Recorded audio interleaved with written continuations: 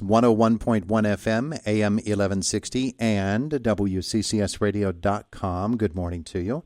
On our conversation with Betsey Allen-Manning this morning, presented by Marcus & Mack, voted Best Law Firm and Best Personal Injury Lawyer 3 years in a row in the Best of Indiana County contest. Visit them online at marcusandmack.com. She is a workplace expert, so she is the perfect person to talk to today as we ask her about this study that says that 1 in 3 women feel isolated at work. I think, first of all, we have to define what that means and then find out what's at the root of it. Betsey Allen-Manning, good morning. Good morning. How are you today? Wonderful, and it's good to have you with us here today. So what's behind this? What is it to be isolated at work? What's that mean? Yeah, it means that you're feeling lonely is kind of the bottom line of it. And 1 in 3 women, compared to 19% of men, are actually feeling this way. And it's kind of a red flag for workplace health. A couple of factors that contribute to this. It's being amplified in today's work environment with over 61% of women working in hybrid or remote environments. So this is one of the causes which, we want more flexibility at work, but that can often translate to loneliness for women. Women are social creatures majority of the time, so that's causing that red flag there. Inflation, believe it or not, has been a direct cause of isolation. 61% of women say finances limit their ability to socialize outside of work. So women are actually having to choose between coffee catch-up with a colleague and filling up their gas tank. And then isolation is leading to massive burnout as well.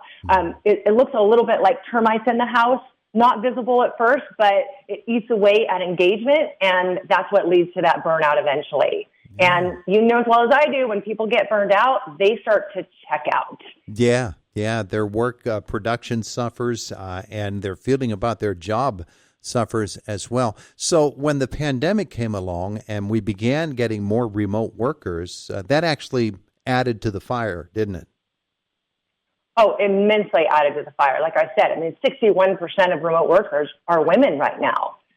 So, and people now we're putting these back to work, in office mandates coming back now. Mm-hmm. However, people are fighting it, but at the same time, they're feeling lonely. So it's a catch-22 that's happening with us. And good managers and leaders and companies are realizing, okay, we're going to have to find some kind of mid-ground here to meet them halfway. Now, when women go back to the office, as opposed to remaining in a remote environment, but they're actually back in an office, do the same numbers apply, or just the very fact that there are other people around them, are they able to mitigate that a little bit?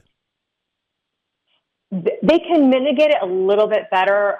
However, women are saying that the numbers aren't as high as when you have more hybrid and remote workers. Mm-hmm. However, you do still have people that are so burned out, they're wearing 10 hats, where they should be maybe wearing 1 or 2 or 3 hats. They're wearing 10 hats now because we're understaffed in the workplace. And because of that, they don't have time for that social hour that we used to have.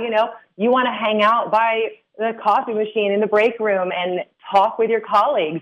That's not happening as much because people are just go all the time and operating out of that state of burnout. Yeah, that work environment is entirely different than it used to be. And you're right. When people went back to the office or even working in a remote location, the number of duties that they have to perform is much, much higher. We're finding that here at the radio station just as much as they are in other businesses. So let's try to find some answers here, Betsey. What should we be doing? Yeah, there's a couple things that leaders can do.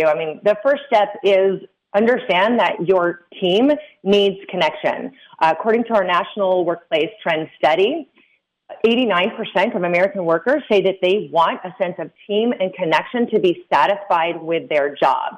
So build a culture where people collaborate often. Help women feel like they belong to a team and they're not just a number that exists within a company.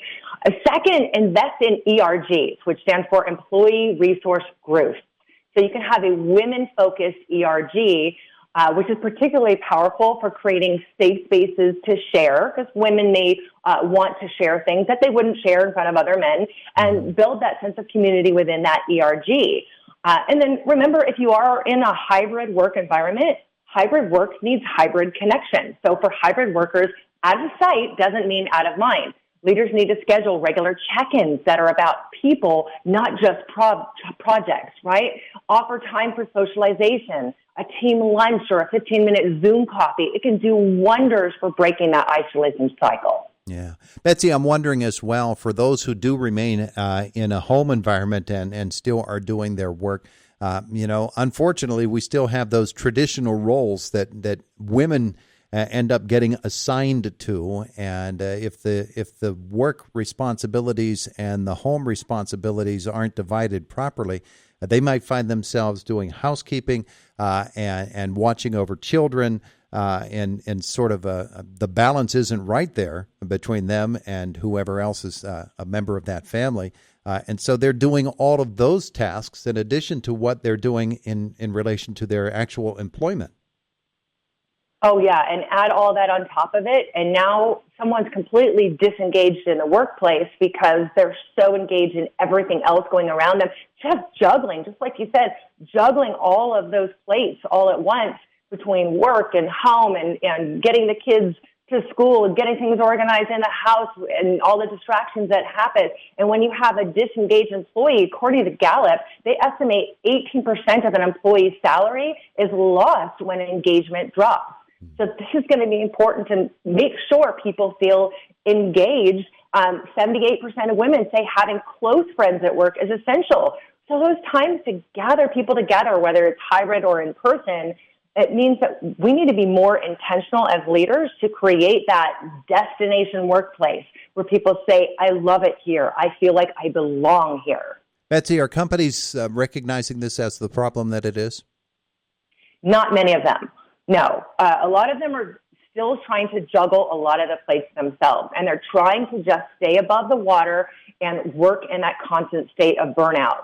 We have Gen Zs entering the workforce now that are saying, we're not going to allow this anymore. We operate a burnout for years, and we call it grit. They're calling it what it is, toxic and unsustainable. Mm-hmm. So they're going to come in, especially as they're stepping up as leaders, and create more connection in the workplace and have a healthier workplace as well.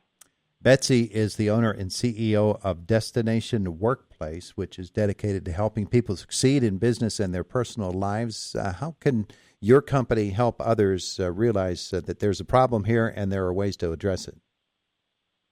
Sure. Check out our National Workplace Trend Study at destinationworkplace.com. It's right there on the homepage. You can download it. And we work with companies to help them develop better leaders and better cultures.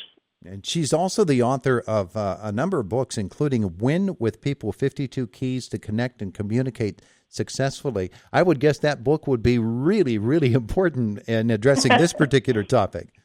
Yes, and it's a tip book. So there's 52 tips, and there's 52 weeks in a year. So we tell leaders, take your team through one tip a week. It'll last through the entire year. Give them a challenge to work on that tip throughout the week and ask them at the beginning of the next week, how did it go? Okay, and here's your next tip. Cool. Book available at the normal sites? Yes, absolutely. Beautiful, beautiful. She's Betsey Allen-Manning. Thanks so much for joining us today. I appreciate it. Thanks so much for having me. Have a great day. You too. It is the voice of Indiana County. It's WCCS 101.1 FM, AM 1160, and WCCSradio.com.